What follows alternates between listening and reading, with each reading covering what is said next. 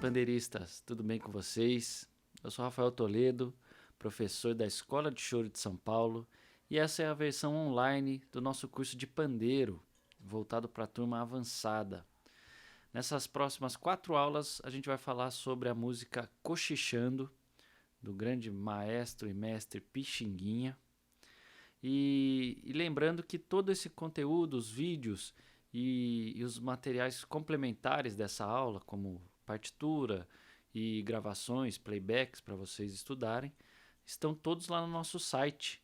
O link vai estar aqui na descrição, é só clicar, ir lá, baixar, enfim, usufruir desse material. Outra dica que eu dou é vocês escutarem o podcast da Escola de Choro de São Paulo, o podcast Nó na Garganta, feito pelo nosso professor Henrique Menezes e mais um monte de colaboradores. Tá muito legal, tá muito bacana esse podcast. Você vai achar facilmente aí nas plataformas, tá bom? Então, bora para nossa aula. Muito bem. Como eu disse, a gente vai falar um pouco sobre a música Cochichando. Como essa é a turma avançada, eu nem vou me aprofundar muito nas gravações antológicas dessa música ou que época ela foi feita, né? Eu não vou falar muito sobre o autor, né, o Pixinguinha. Isso eu falei na aula da turma de intermediário, né, na aula 2, acho que vocês vão encontrar facilmente aqui no YouTube. Mas aqui eu queria propor uma coisa diferente, uma coisa que não é eu, Rafael Toledo, falando do jeito que eu toco essa música. Eu queria propor nessas 4 aulas a gente pegar uma referência, uma gravação que eu tenho como referência, e a gente dar uma destrinchada, a gente se aprofundar um pouco nessa gravação, transcrever, para quem quiser transcrever, mas a gente se aprofundar nessa gravação para tirar tudo que ela tem de sonoridade, de pandeiro, de como tocar em conjunto, das variações, enfim, tudo o que essa gravação tem para a gente praticar aqui em aula e tirar as dúvidas, né? Fazer aqui a levada, a variação, as dinâmicas, tentar explicar o que rolou nessa referência. Então, a gravação que eu tenho como referência é a gravação do Cochichando, do grupo Arranca Toco, no qual o Jorginho do Pandeiro, né, que para quem me conhece sabe que eu sou um grande fã dele. Para quem não conhece o Jorginho, por favor, procure saber. É uma grande referência do choro e do samba. E a gente vai pegar essa gravação e vai, como eu falei, a gente vai se aprofundar nela e tentar entender o que acontece, o que o Jorginho faz, né, o que o conjunto está propondo ali durante a música. Então, para a gente começar com essa gravação, eu vou soltar aqui as 2 partes A dessa música e dessa gravação. Vai lá.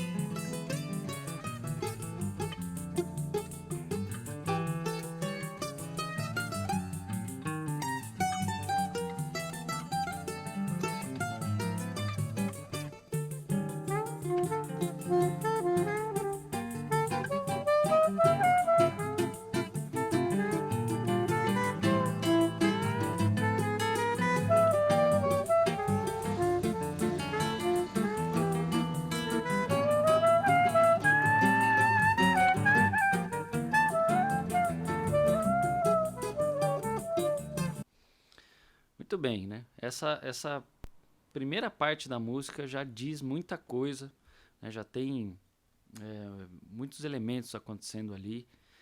Dá para perceber, né? O som do quarteto e o som desse disco tem uma clareza, né, muito grande. É uma gravação mais nova, então o pandeiro dá para a gente ouvir muito bem. Por isso que é uma gravação que é referência para mim. A sonoridade do pandeiro está bem clara, está bem bonito. E com essa formação de quarteto é um pouquinho mais solto, né? Fica um pouco mais vazio ali no começo, quando não tem ainda o clarinete do Proveta, né? Que é o clarinetista. Tá só o bandolim do Pedro Amorim e o violão do Maurício Carrilho.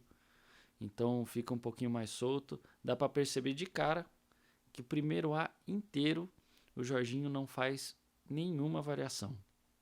Isso é uma característica, já que eu queria comentar, que eu faço também, que é muito comum no choro. A gente, quando vai expor a primeira vez a melodia, né, tocar aquela música ali do início pela primeira vez, a gente não vai já colocar um monte de elemento, um monte de variação de cara. É uma coisa que é uma construção durante a música inteira, a gente vai adicionando, se precisar, as variações ou uma mudança rítmica, né, ou uma dinâmica. Isso a gente vai construindo ao longo da música. No começo, no primeiro A, assim, dificilmente vai ter muito elemento de dinâmica, de variação. Já é o conjunto expondo pela primeira vez ali a melodia A. Enfim, é uma coisa bem comum do choro isso. Mas logo quando passa do A para voltar para o A novamente, você já percebe que tem uma variação de choro sambado. E ali a gente já percebe que o Jorginho, ele pensa... Vou pegar daqui.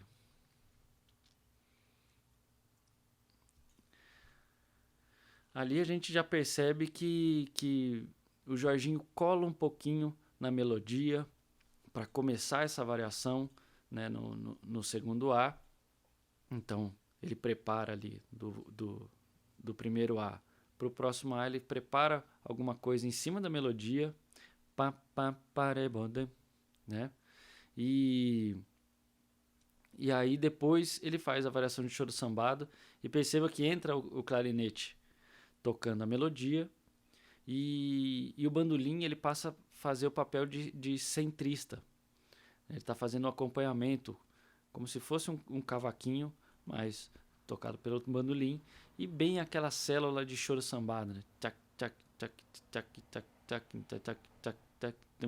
E é bem nesse momento, quando entra, né, o bandolim passa a fazer parte do acompanhamento, é que o Jorginho começa também a fazer essa variação, e ele faz por um curto período de tempo essa variação, porque ainda está nesse período, né, no começo da música, estamos priorizando a melodia. Então essa é a ideia aqui que eu consigo, né, escutar dessa música, dessa versão, dessa maneira que eles estão tocando. Então vou propor um exercício que a gente já viu na terceira aula da música Flamengo, mas agora a gente vai se aprofundar um pouco mais, que é o choro sambado, né? Que é essa variação aqui, né?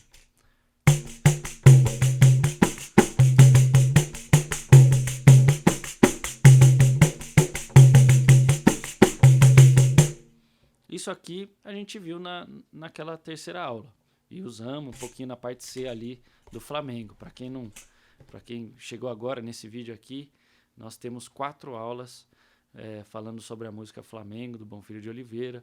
Se você não viu, vá lá, confira que está bem legal também. Então, eu vou propor aqui adicionar algumas coisinhas a mais nessa variação. A gente falou já ali no segundo tempo, quando é o tempo aberto, que a gente faz aquelas 5 possibilidades de grave. Beleza, isso vai manter. E a gente vai ficar alternando, né, cada uma dessas 5 possibilidades nesse segundo tempo. O que eu quero mudar um pouquinho é o primeiro tempo e o terceiro tempo. Vamos pensar assim, né? Se a gente pensar em um compasso de 4x4. Que é isso daqui, né? Isso aqui eu vou mudar um pouquinho. E esse outro aqui. Né? Que eu faço com o tapa, eu posso fazer com o punho. Com a ponta, né? Então, começando ali pelo primeiro tempo, eu quero propor da gente começar aberto, né? As primeiras 2 notas, polegar e ponta, fecho as outras duas notas, que é polegar e ponta também, e aí volto no aberto, né, o segundo tempo, que é o som, a pulsação aberta, vai estar ali o grave. Então seria assim, ó.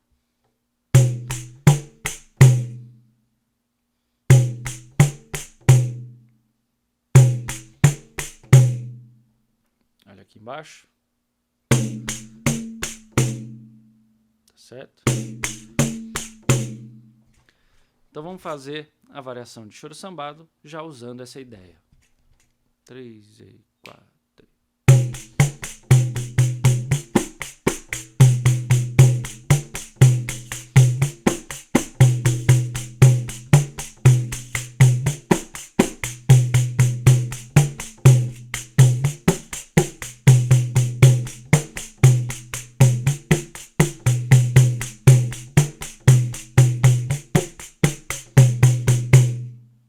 Fica legal, né? Parece uma resposta.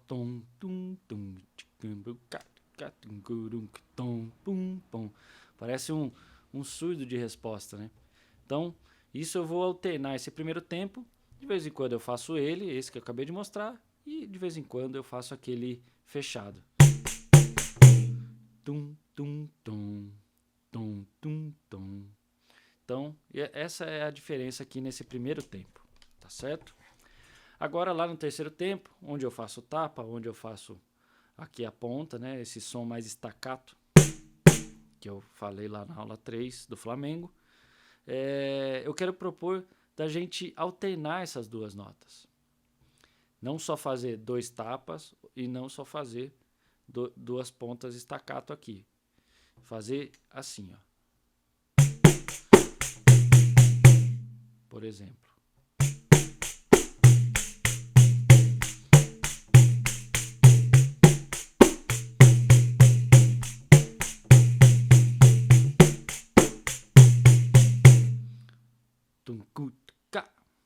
Então primeiro eu faço aqui, né? Começo com o dedão fechado.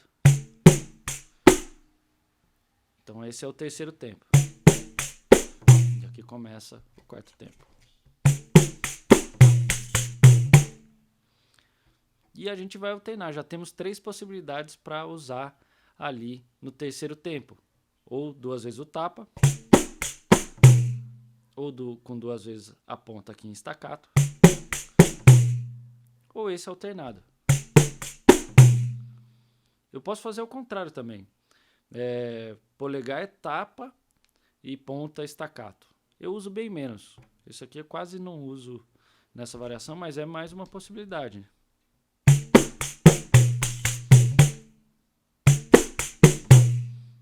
Fica legal também, interessante. Tá certo? Então, temos 2 possibilidades no primeiro tempo, de alternância ali, né, entre eles. No segundo tempo, aquelas 5 possibilidades de grave. Aliás, tem mais, mas vamos ficar com essas 5 por enquanto, né? Relembrando as 5, todas graves no segundo tempo. Tirando o primeiro polegar e substituindo por punho. Voltando o polegar e aí tirando a segunda semicolcheia. Tirando a terceira e substituindo pelo punho. E tirando a quarta. Tudo isso, quando eu falo tirar, a gente substitui o som grave pelo agudo da platinela. Tá certo? Então, isso a gente viu lá naquela aula e a gente vai manter e vai ficar alternando esses graves. E a mesma coisa agora vai acontecer no primeiro tempo e no terceiro tempo. No primeiro tempo temos duas possibilidades e no terceiro tempo nós temos essas 4 possibilidades, vamos dizer assim. Só tapa, só staccato, staccato e tapa, ou tapa, staccato aqui na ponta. Tá certo? Então isso tudo são as ferramentas que eu uso na hora de variar. E fora todos esses elementos que dá pra gente fazer inúmeras combinações, eu ainda, quando eu estou tocando e fazendo as variações, eu vou mudando o tamanho, o tempo que eu fico variando. Às vezes eu pego só um tempinho ou um compasso, faço ele uma vez ali e volto para o ritmo base. Outras vezes eu já emendo 5 compassos, né, dessa variação. Então tem isso também. Vou fazer aqui só ficar nessa variação para gente brincar um pouco aqui. Então vai ficar.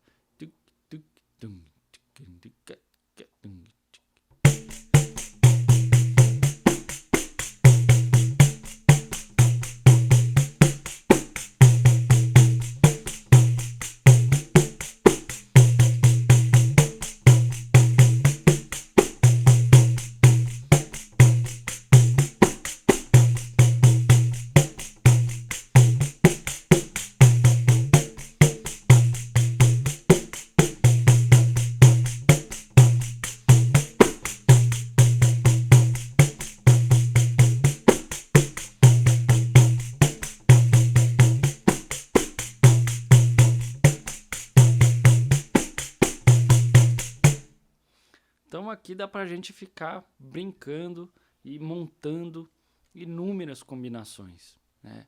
Isso é muito importante, a gente tentar praticar todas as possibilidades que tem, por exemplo, nessa variação.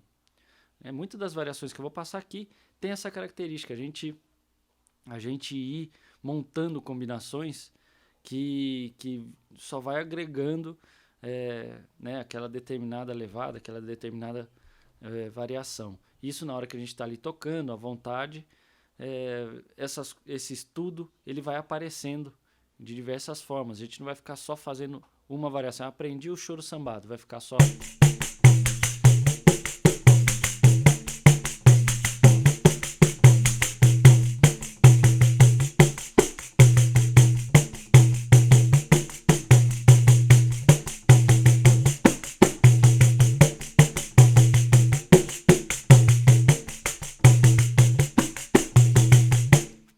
Aí a gente abre um leque de possibilidades. Então isso é muito interessante, isso é muito legal praticar, tentar montar essas combinações no seu estudo, enfim. Sempre lembrando, sempre importante, estudar com metrônomo, bota o metrônomo bem lentinho e vai pensando em cada elemento que você vai alternando e montando essas possibilidades. Até que uma hora isso está um pouco automático, porque você já estudou tanto, você já montou tantas possibilidades que você nem precisa pensar qual que você vai usar naquele momento. Naturalmente já vai rolando e naturalmente você escutando, né, dentro de um conjunto, você escutando a célula rítmica que tem aquela melodia, você provavelmente vai fazer a variação que se encaixa um pouquinho mais naquela melodia. E aí entra outra coisa que eu queria falar, que eu penso, as variações, elas são... Ela tem duas possibilidades assim que eu costumo usar, né, para pensar o que eu vou fazer a variação.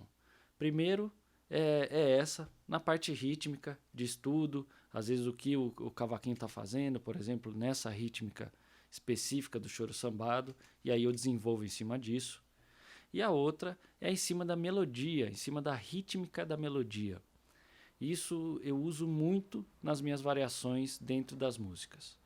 Como eu tenho um repertório de escutar já há muito tempo e tocar muito tempo choro, coisa que é muito importante para a gente que é chorão, não é só porque a gente toca pandeiro, instrumento rítmico, a gente precisa saber o samba e beleza, eu sabendo a base do samba, já tá bom para mim, eu já consigo tocar, então eu não preciso fazer muito mais que isso. Na verdade é o contrário, você está só começando, você sabe a base de uma música, você precisa conhecer a música, conhecer aquele ritmo, aquela linguagem, para você saber quais variações que geralmente se usa naquela linguagem, e tudo isso está muito ligado com a escuta.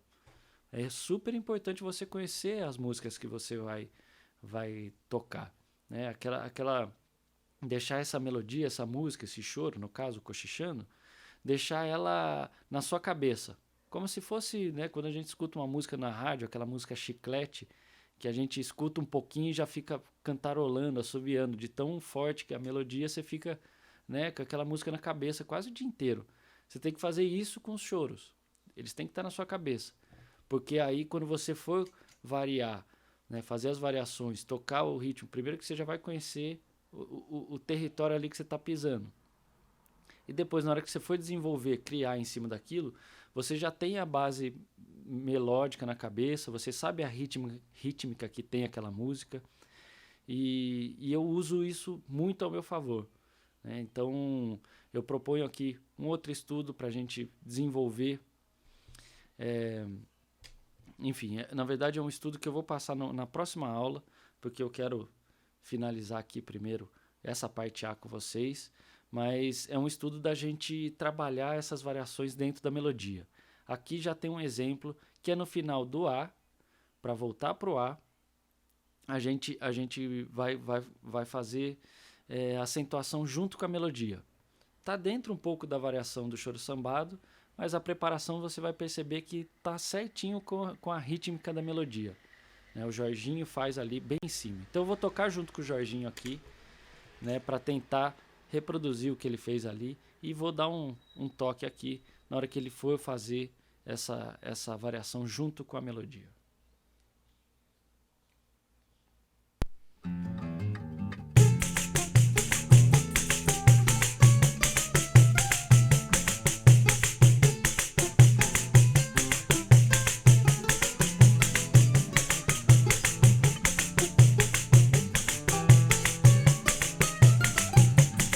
Agora, do A pro A.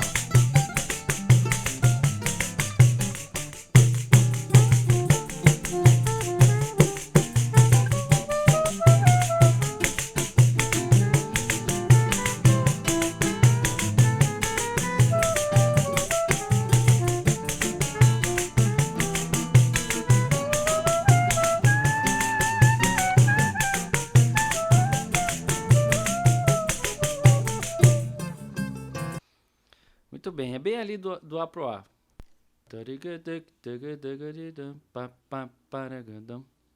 Tá certo que daí... ou você pode fazer assim.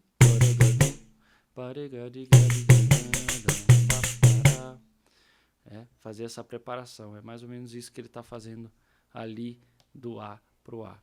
E depois ele já emenda no choro sambado, que daí a gente pode usar todas essas possibilidades. Tá certo? Vou botar aqui agora o playback que os professores da escola de choro prepararam para vocês, que tem o clarinete do Alexandre Ribeiro, Gia Corrêa no 7 cordas, o Henrique Araújo no cavaquinho, e não tem o pandeiro, justamente para a gente praticar isso. 1, 2, 3, 4.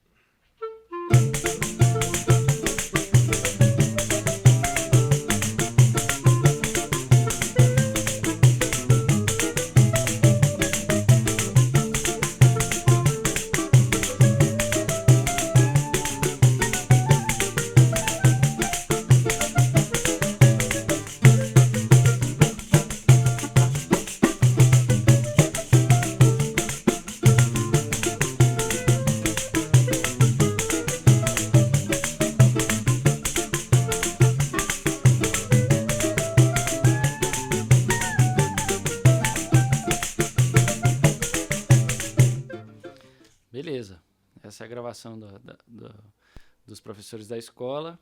Tá um pouquinho mais rápido do que a gravação, né, que a gente tá usando lá do Arrancatoco, mas dá pra sentir que o balanço tá tudo aí também. E a gente está usando, né, aquelas ideias do Jorginho aqui nessa gravação. Como não tem o pandeiro, fica mais fácil da gente escutar o que a gente está fazendo e escutar o que a melodia e o acompanhamento ali está fazendo, sem a interferência de um outro pandeiro, tá certo? Então eu vou deixar vocês com essa gravação aqui, vou dar o play e vocês vão tocar, né, com eles, e pensem nisso, fazer o primeiro A mais tranquilo. Aí quando for voltar do A pro A, tenta colar na melodia, pá, pá, paragodão, pá, pá, godão, e aí logo depois você já emenda no choro sambado. Tá bom? Vou tocar aqui só o meu vídeo e fiquem aí com os meninos.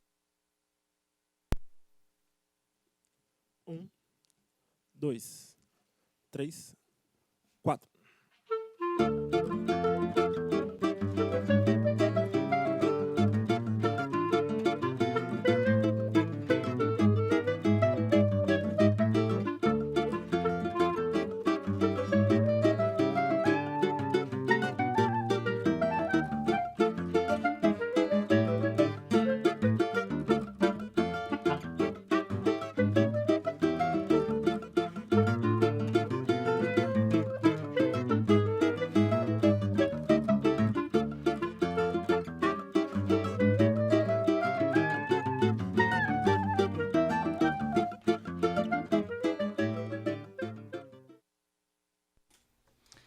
Muito bem.